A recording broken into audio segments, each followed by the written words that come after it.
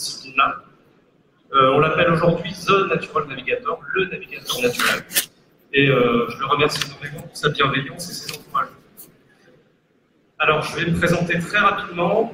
Je suis... on va le gronder, lui. Je suis professeur de SVT, c'est pour ça que j'aime bien la nature. J'ai commencé à créer un club, vous connaissez probablement club choral, club journal, club théâtre. Moi, mon trip, c'était de faire le club survie. Donc, j'ai commencé à faire un blog qui s'appelle Nature Aventure Survie avec des élèves. On partageait un petit peu nos activités et très vite, ça a pris de l'ampleur. Donc, on s'est tourné vers YouTube pour faire des vidéos. Et je ne me définis pas comme un youtubeur malgré tout. Donc, je fais des vidéos quand je le peux, quand j'ai quelque chose à raconter. Et là, vous le voyez, c'est pendant mes vacances, à la fin d'une randonnée de 160 km en Écosse. C'était en plein mois d'août, j'ai connu la pluie, le froid, le vent, limite la neige. Et c'est ce que j'aime faire pendant mes vacances. J'aime être dans la nature et j'aime passer du temps dans la nature, quelles que soient les conditions.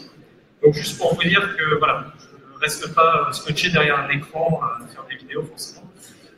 Mais c'est ma passion et c'est ce qui m'a amené donc, à écrire pour le magazine Survival et qui m'a permis de publier ce premier livre, Nature Aventure Survie.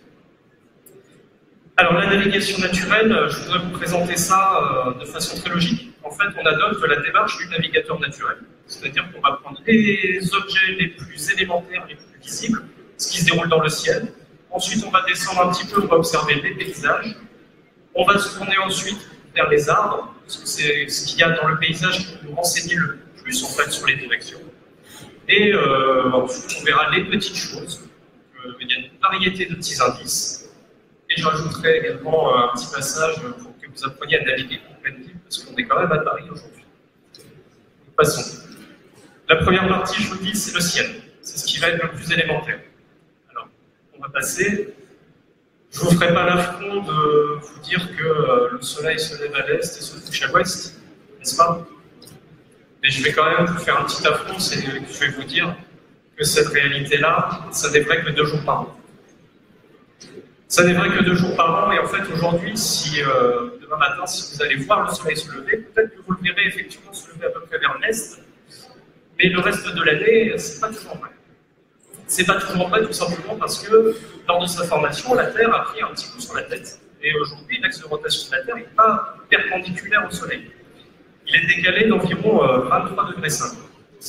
Vu qu'il est décalé de 23,5 degrés, il faut attendre une position très particulière dans le système solaire que le Soleil apparaisse vraiment à l'est le matin et à l'ouest le soir. Et ces moments très précis, en fait, ce sont uniquement les équinoxes. L'intérêt d'avoir cette inclinaison en fait, de la Terre, c'est que ça nous offre les saisons. Si vous regardez bien à droite, on a le solstice de décembre, c'est lorsque l'hémisphère nord est un peu penché dans l'autre direction que le Soleil. C'est l'été dans l'hémisphère sud, mais c'est l'hiver chez nous. À ce moment-là, les jours sont très courts. Inversement, le solstice d'été, qui a eu lieu au mois de juin, notre hémisphère est penché en quelque sorte vers le Soleil. C'est ce qui nous offre une belle saison. La traduction de ça, c'est qu'on va avoir des trajets apparents dans le ciel du Soleil qui sont différents suivant la saison. Donc, en vert, je vous ai mis le trajet. Imaginez, on est d'accord, hein, c'est une simplification, c'est un schéma. Mais là, on a le trajet qui se déroule en hiver.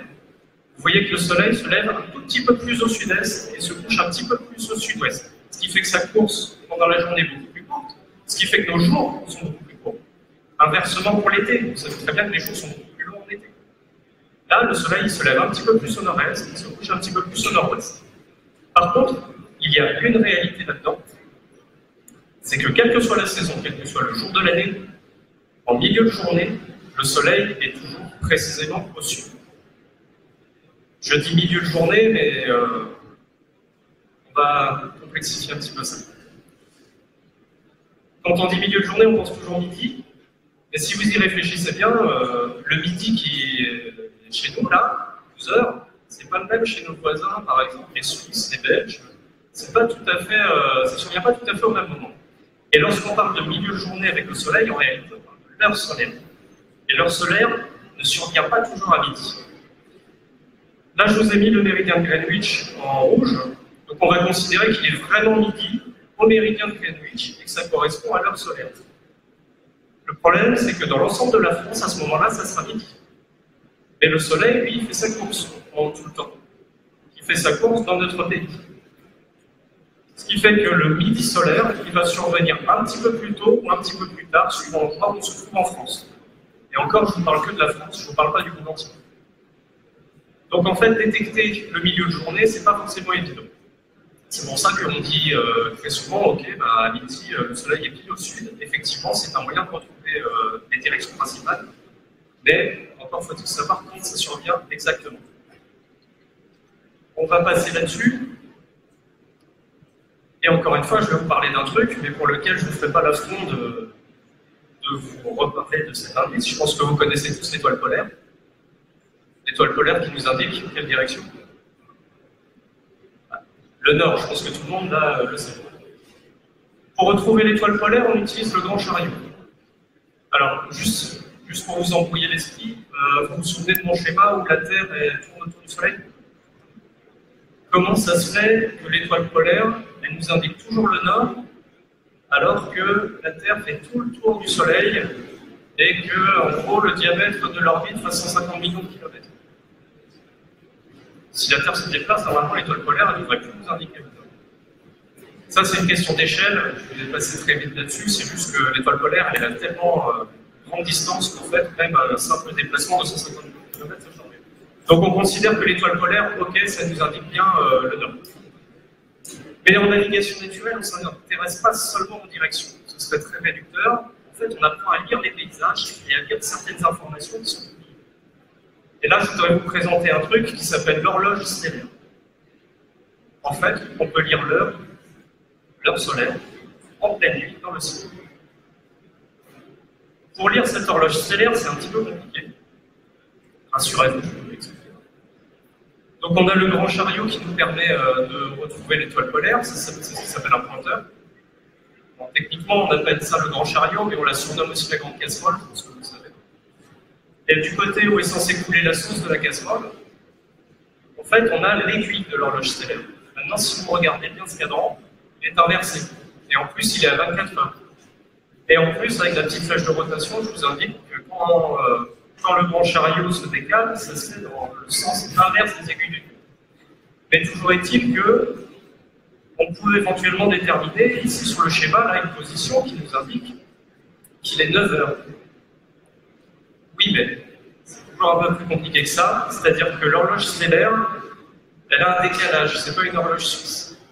Et ce décalage, on peut très facilement l'appréhender, il faut juste savoir que chaque année, l'horloge stellaire est précisément à l'heure, aux alentours du 7 mars.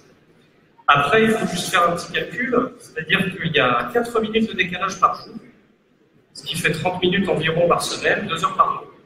Donc on va qu'à faire l'exercice là. Imaginez que vous voyez cette disposition-là, 9 heures, alors qu'aujourd'hui on est le 24 mars. Le 24 mars, ça correspond à 17 jours depuis la remise à zéro. 17 jours, ça fait 2 semaines plus 3 jours. Donc 2 semaines, ça fait 1 heure de décalage. 3 jours, 3 fois 4, 12, donc environ 1h12 de décalage. En fait, si on observe cette configuration-là aujourd'hui dans le ciel, l'heure réelle, on va soustraire 1h15 à peu près, il serait 7h45.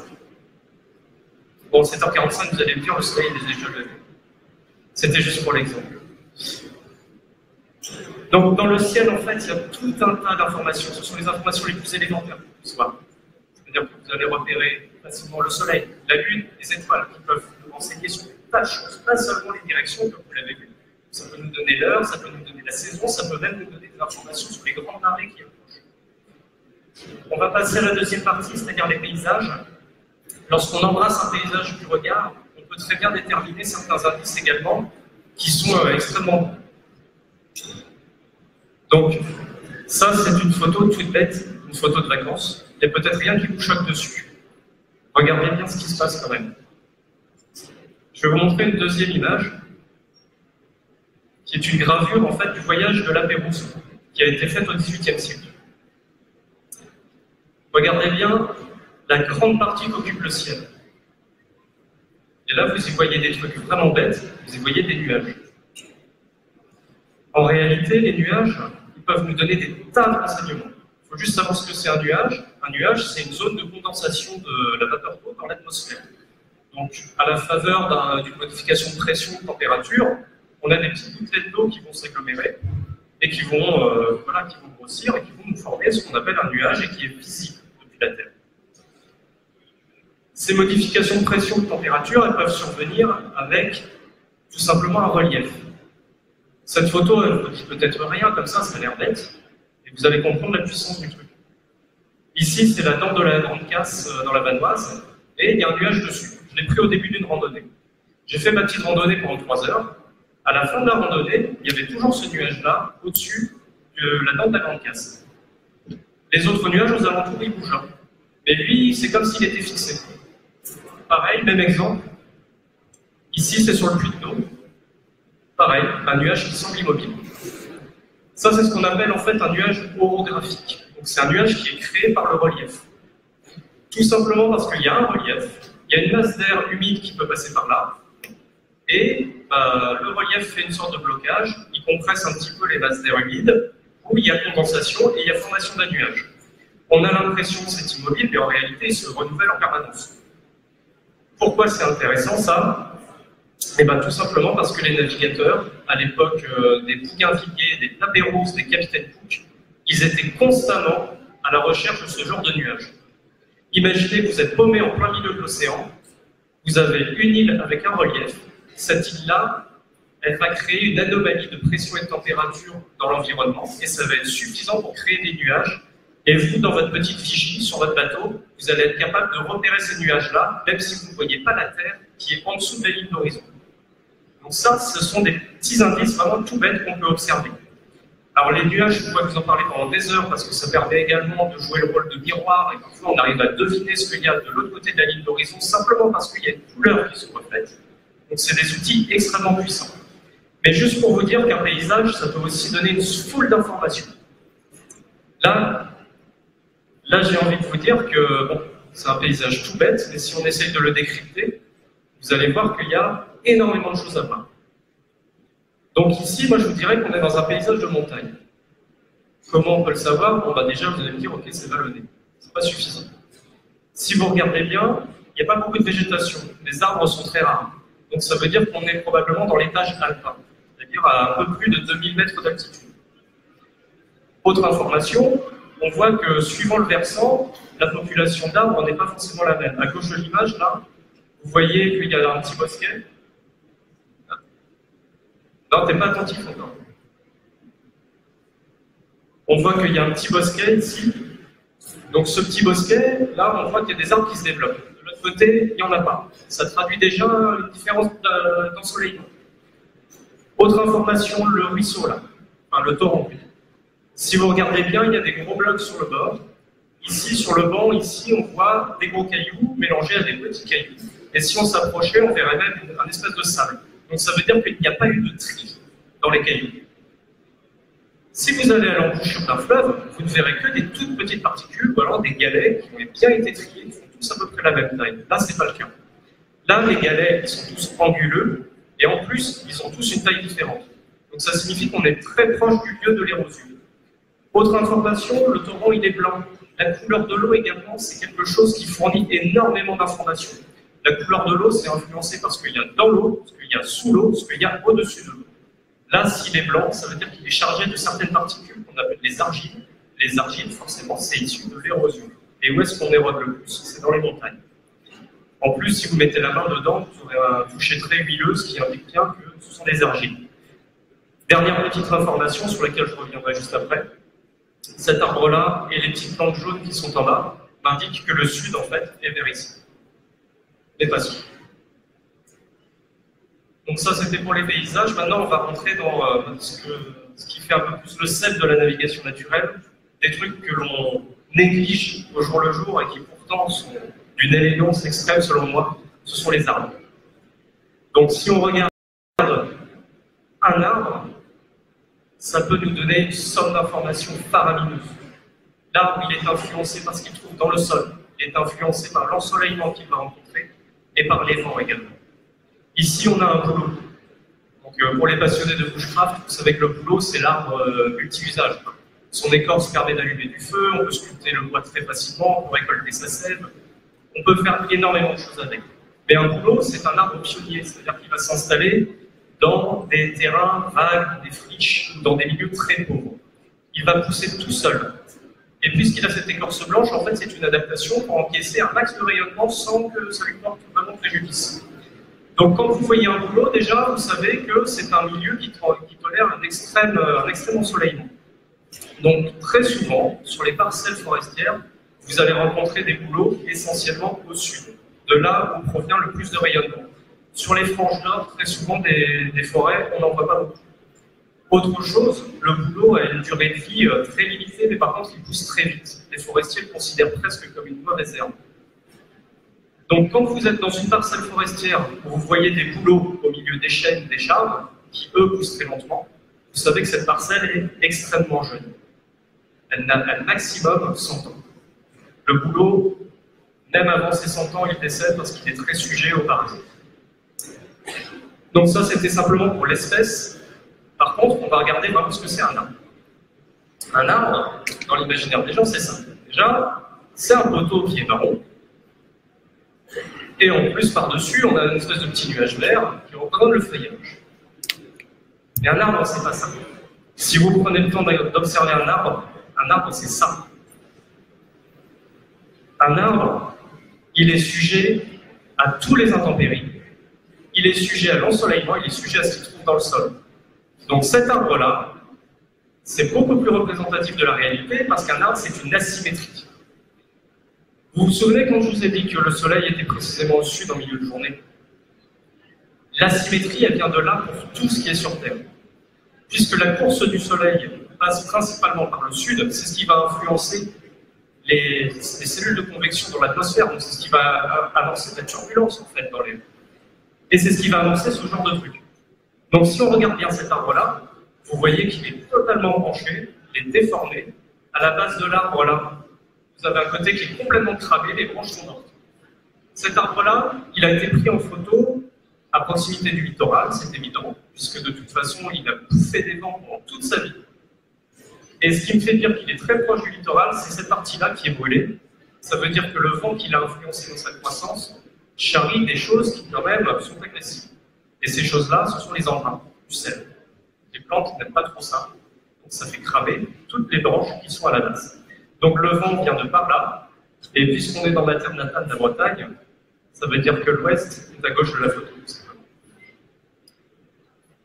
Donc si on passe sur l'effet des vents, même les groupes d'arbres peuvent traduire ça. Ici, on a ce que j'appelle l'effet vague. Vous avez des arbres qui commencent à subir les effets du vent lorsqu'ils se développent, ils ont du mal à grandir, mais ils offrent une toute petite protection à leurs voisins. Donc les voisins grandissent un tout petit peu plus grand, et ainsi de suite, ainsi de suite. Donc on a un effet vague dans le paysage. Ça nous fait dire que les vents dominants proviennent de la gauche. Donc ici, ce serait également l'ouest sur la photo. Donc un moyen de retrouver les directions simplement en observant ces géants immobiles qui finalement nous donnent énormément de ressources. Autre information très facile à observer, là sur des arbres isolés. Alors en navigation naturelle, je le rappelle, il ne faut pas prendre pour argent comptant ce qu'on trouve immédiatement, il faut toujours multiplier les observations puisque on fait de la botanique c'est imparfait.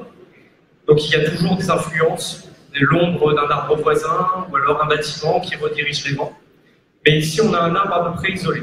Si vous regardez bien sa forme, vous allez voir qu'il est asymétrique. Là, sur la droite de la photo, les branches sont plutôt verticales. Sur la gauche de la photo, les branches sont un tout petit peu plus horizontales. Ça, c'est ce qu'on surnomme l'effet coche. Vous savez, le tic anglais. Et bien, cette coche-là, elle nous renseigne tout simplement sur la direction du plus fort ensoleillement. Un arbre, c'est une centrale solaire. Ses feuilles sont des panneaux solaires. Donc, le plus intéressant dans un arbre, c'est qu'il va aller rechercher la lumière du mieux qu'il peut. Pour aller chercher la lumière du mieux qu'il peut, il va faire tout simplement pousser ses branches vers le côté du plus grand ensoleillement. Et donc, les branches les plus horizontales, ce sont celles qui tendent vers, si vous suivez bien, vers le sud. Donc l'effet coche, c'est l'un des indices qui vous permet de retrouver la direction de plus fort ensoleillement et de là, la direction du sud. Il y a encore des dizaines d'indices différents, je voudrais juste vous en présenter un encore. C'est l'écorce. Là, j'ai pris l'écorce d'un platane. Donc, le platane, pour les citadins, vous connaissez. Hein. Ça, c'est une observation que j'ai faite moi-même, c'est une découverte que j'ai faite moi-même. Je sortais d'un magasin à Paris. Donc, vous voyez qu'il n'y a pas besoin d'être perdu au milieu de la pampa pour faire des observations de navigation naturelle. Bon, si on regarde cette écorce-là, le platane, on le plante en ville parce que son écorce se délite. Son écorce est constamment renouvelée et elle s'arrache par petites plaques. C'est ce qu'on voit et c'est ce qui lui donne un motif un petit peu de camouflage. Ces petites plaques-là qui se décollent, ça permet de régénérer l'écorce lorsqu'elle est un peu trop chargée de toxines.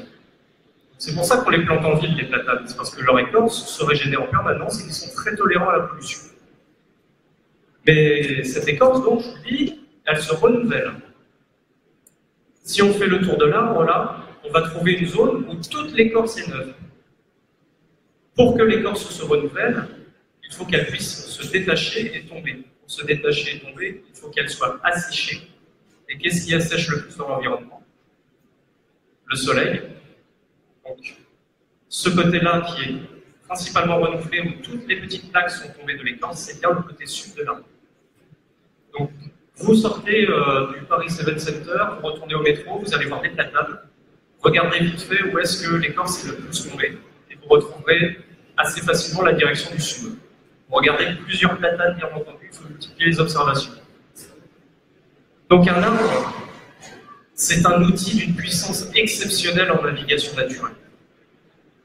Rien que l'espèce d'arbre nous renseigne sur le milieu, peut nous renseigner sur le degré d'ensoleillement. La forme de l'arbre nous renseigne sur le degré d'ensoleillement, puisque c'est une asymétrie. Vous faites le tour de l'arbre avec son écorce, également peut vous renseigner sur la direction du fort ensoleillement. Mais après, il y a également les racines qui peuvent s'ancrer plus ou moins puissamment pour faire face au vent. Si vous tombez sur une souche, vous regardez les cernes de l'arbre qui également vont être influencés par sa croissance par les vents. Bref, un arbre, c'est une somme d'informations faramineuses. Il y a plus d'une quinzaine de façons d'utiliser un arbre pour s'orienter naturellement. Ça, c'est sans compter les invités, tels que les oiseaux qui font leur nid, les lichens qui poussent dessus, les algues, et la fameuse mousse dont vous avez toujours entendu parler, sur laquelle on va revenir. C'est joli ça, mais c'est pas prévu. Là, on va passer aux petites choses, justement. Donc j'appelle ça les petites choses parce que c'est des trucs à côté desquels on passe très souvent. Ça regroupe les plantes, les lichens, la mousse, et on va aller voir ça tout de suite. Donc ce truc-là, moche, je vais vous expliquer ce que c'est, mais trop souvent on oublie ce que c'est, hein, on passe à côté, ça pousse même en ville, parce que c'est très tolérant à la pollution.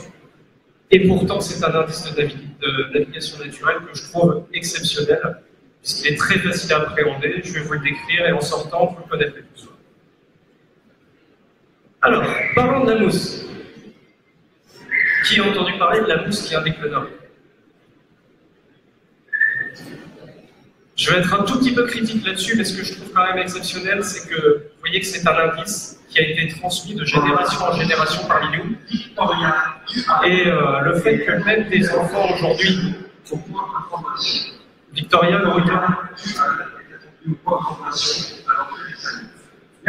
le fait qu'on en entende encore aujourd'hui parler, vous demandez même à un gamin qui passe son temps devant les jeux vidéo, il aura déjà entendu parler du fait que la mousse peut indiquer le nord. Donc parlons de la mousse. La phrase classique, c'est « si tu es perdu en forêt, cherche la mousse, elle pousse toujours au nord des arbres ». Ok. Bon, je vous ai dit, je suis prof, alors je ne vais pas résister à l'envie de mettre un peu de rouge là-dessus. Alors déjà, la mousse. Sur la photo, là, que vous voyez, ce sont des arbres qui poussent dans la neige. Il y a du vert dessus. Ça, c'est pas de la mousse. Ça, ce sont des algues. Il y a tout plein de trucs qui peuvent colorer un arbre en vert. Par contre, la mousse, on fait vraiment référence à des végétaux très particuliers qui ont une certaine épaisseur, une certaine consistance, une certaine structure. Là, sur l'image, ce sont uniquement des algues. Donc déjà, vous êtes mal barré avec ça. Parce qu'en plus, les algues, elles adorent pousser tout autour de l'arbre. Deuxième truc. Toujours. En navigation naturelle, il n'y a jamais de toujours. Il y a du fréquemment, il y a du souvent, il y a une occurrence, ok, mais on ne peut jamais dire toujours. Si vous sortez, vous allez dans le bois à côté de chez vous, Vous sortez votre boussole, vous regardez la mousse, je vous mets au défi de me prouver que la mousse pousse toujours au nord des arbres. Ensuite, petit détail, en forêt, je vous ai dit en forêt, il y a tous les arbres voisins qui font de l'ombre, il y a une petite flaque à côté, il y a plein de paramètres à prendre en compte. Et en forêt, il est fort peu probable justement que la mousse pousse au nord des arbres. En réalité, la mousse, elle va pousser au nord des arbres que sur un support isolé, là où le soleil a vraiment une action sur le côté sud, où il n'y a pas un petit ruisseau qui passe juste à côté pour modifier le degré d'humidité. Donc, dans certains cas, oui, la mousse pousse au nord des arbres, mais ce sont des cas extrêmement isolés. Et en forêt, quasiment jamais. Donc, le nord des arbres, voilà. Je voudrais juste insister sur un truc aussi, c'est que tous les indices de navigation naturelle, ils ne sont pas là pour vous donner une direction. S'ils poussent là, s'ils se développent là, c'est parce qu'ils y trouvent leur avantage. C'est parce qu'ils y trouvent le degré d'hygrométrie qu'il faut, c'est parce qu'ils trouvent l'ensoleillement qu'il faut, c'est parce qu'ils sont abrités du vent ou au contraire qu'ils sont abreuvés par le vent. Mais leur rôle, ce n'est pas de vous donner le nord ou le sud, on appelle ça des boussoles naturelles uniquement parce que dans leur croissance, ça peut nous renseigner là-dessus. Mais ils n'ont pas un esprit comme ça placé pour nous donner une direction.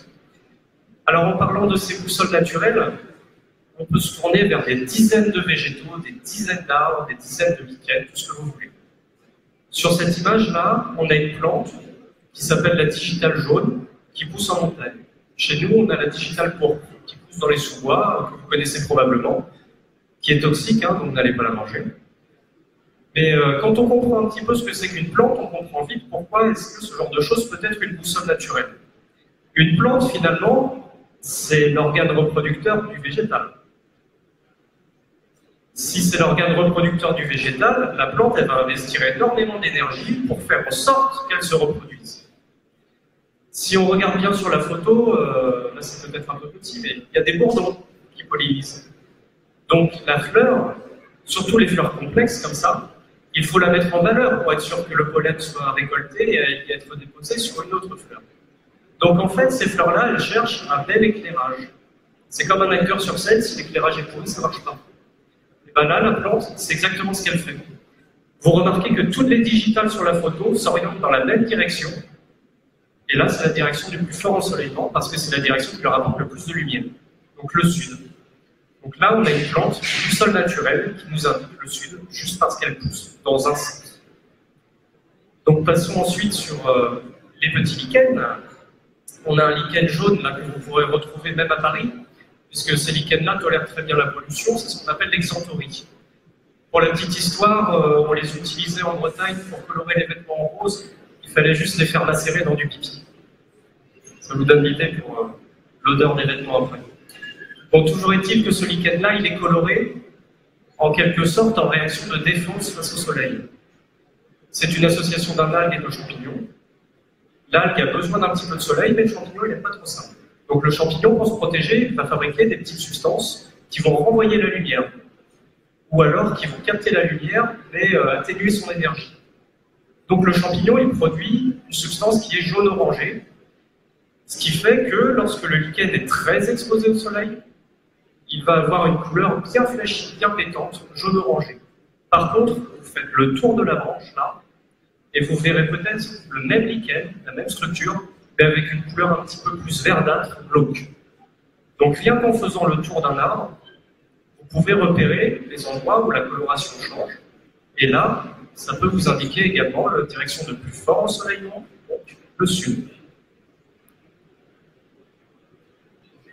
On va terminer avec des petites choses encore, des petites choses fort sympathiques. Alors ça vous paraît pas comme ça, mais en fait même les animaux peuvent vous donner des indications sur les directions. Je vais rester très bref là-dessus, je vais prendre que des animaux extrêmement basiques, comme les insectes, parce que quand on commence à monter après dans la complexité d'évolution, et notamment les mammifères, il y a un degré comportemental qui peut jouer le rôle aussi, qui peut un peu biaiser les informations. Donc commençons avec les petites fourmis. Si vous vous baladez en montagne, vous faites des petites randonnées, vous allez croiser des fourmilières. Les fourmilières, c'est super parce que vous pouvez faire une petite pause sur le bord du chemin, vous prenez une petite branche, vous laissez la fourmi grimper sur la branche, vous l'avalez, et c'est un goût de chips au vinaigre. Je déconne pas, il faut essayer, hein. Même ma compagne, elle s'est mise, elle adore ça maintenant. Toujours est-il que, si vous regardez la photo, encore une fois, vous voyez que les fourmilières, là, elles poussent toujours du même côté d'un arbre. Donc quand on comprend ce que c'est une fourmi, un petit insecte qui n'a pas de système de thermorégulation, qui est dépendant de la température qu'il fait à l'extérieur, vous commencez à comprendre qu'elle, elle a besoin de se réchauffer. Et vous savez très bien qu'une fourmilière, c'est une entreprise extrêmement complexe qui doit absolument fonctionner. Quand les ouvrières ne fonctionnent plus très bien, elles sont évacuées, mises au rebut. Donc la fourmilière, son but, c'est de gagner en température le plus tôt possible dans la journée pour pouvoir faire toutes les petites tâches importantes à la survie de la colonie. Donc ces fourmilières-là, elles poussent, elles se développent essentiellement au sud-est des arbres. Pareil, vous êtes paumé dans la forêt, là en pleine montagne, vous regardez où est-ce qu'il y a le plus de fourmilières du côté de l'arbre, vous multipliez les observations. Très souvent, c'est au sud-est. Ça a permis de nous orienter avec un copain parce qu'on était en Norvège et qu'on était partis un peu comme des benets en randonnée, pas équipés du tout. Mais au moins, bon, c'est toujours pareil, ce sont des approximations, mais ça vous permet quand même de retrouver un petit peu les directions.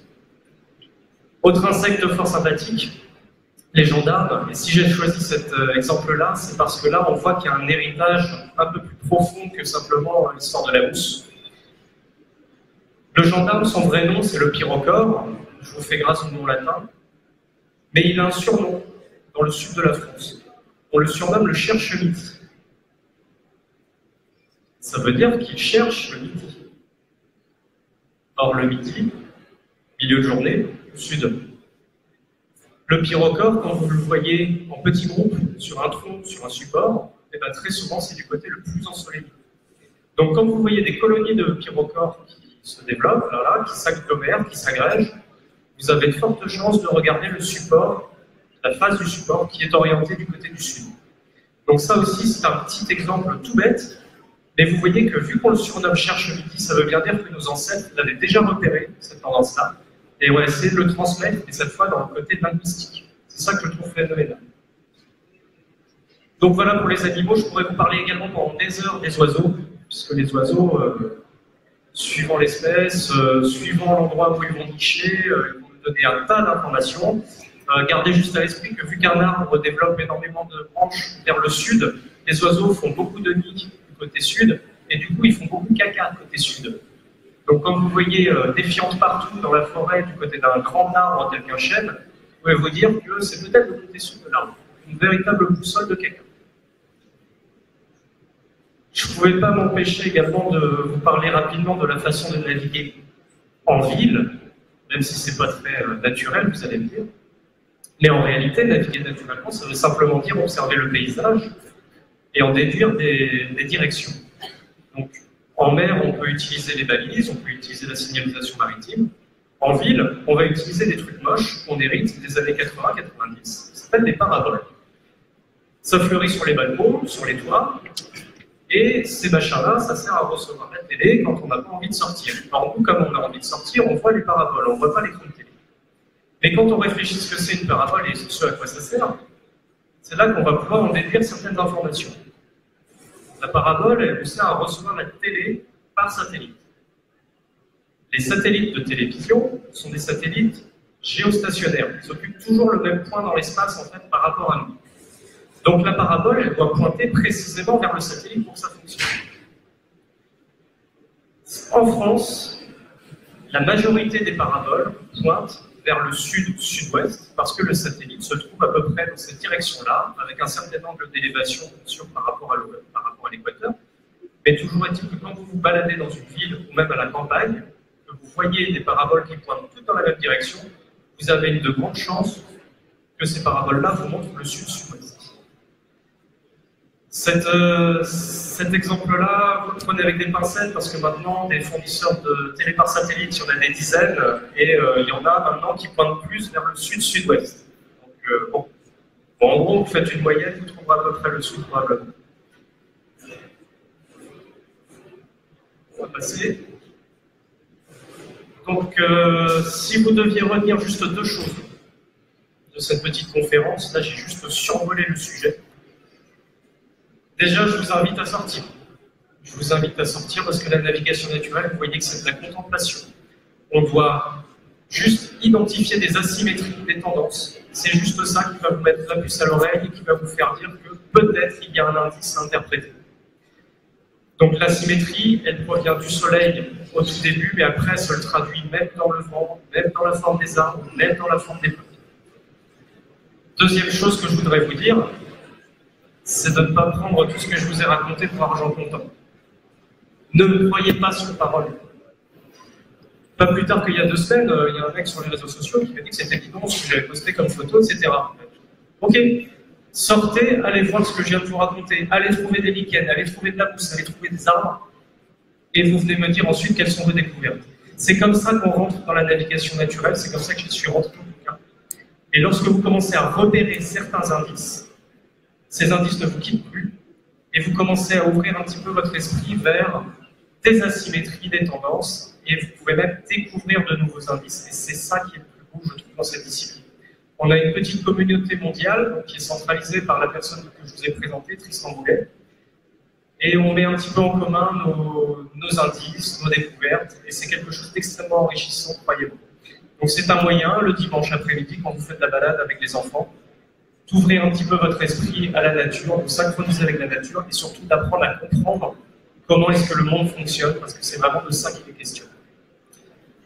Donc pour plus d'informations, je vous invite à vous tourner bien sûr vers mon ouvrage, L'art ancestral de la navigation naturelle, pour lequel je serai en dédicace sur le stand survival dans quelques minutes. Et je vous remercie de votre attention.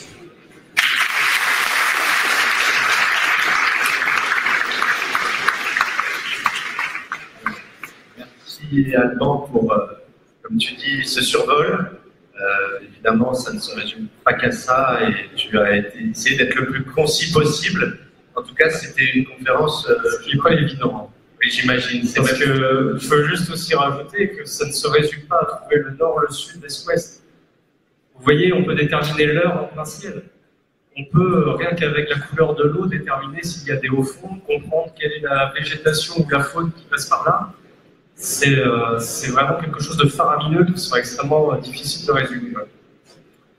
En ce sens, si vous avez des questions pour aller sur des points de détail, voilà, on peut avoir une question ou deux.